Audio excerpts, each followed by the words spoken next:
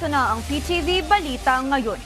Naka-red alert status pa rin ang quick response teams ng Department of Social Welfare and Development para matiyak ang agarang pagtugon sa mga lugar na posibleng maapektuhan ng Bagyong Inday kahit pabahagyang humina ito.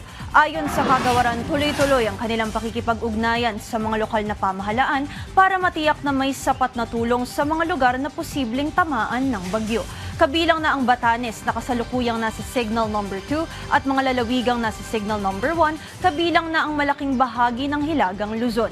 Dagdag pa rito, nananatili ring nakatutok ang DSWD sa mga apektado ng pag-aalburuto ng Bulkang Mayon at Canlaon at maging sa mga biktima ng malakas na lindol sa Mindanao. Ito ay alinsunod pa rin sa direktiba ni Pangulong Ferdinand R. Marcos Jr. na agad tumugon sa pangangailangan ng bawat Pilipinong apektado ng iba't ibang sakuna. Sabay-sabay na responde sa iba't ibang lugar.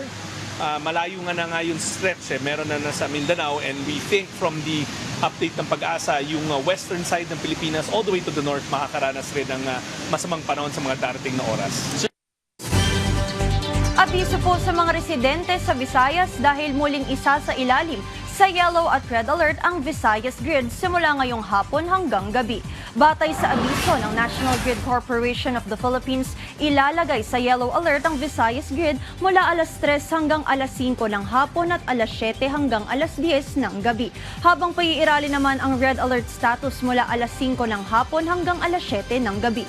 Ayon sa ahensya, dahil ito sa nananatili pa ring manipis ang supply ng kuryente dulot ng pagbagsak ng ilang planta roon. At yan ang mga balita sa oras na ito. Para sa iba pang updates, i-follow at i-like kami sa aming social media sites sa @PTVPH. Ako si Jana Madrid para sa Bayan.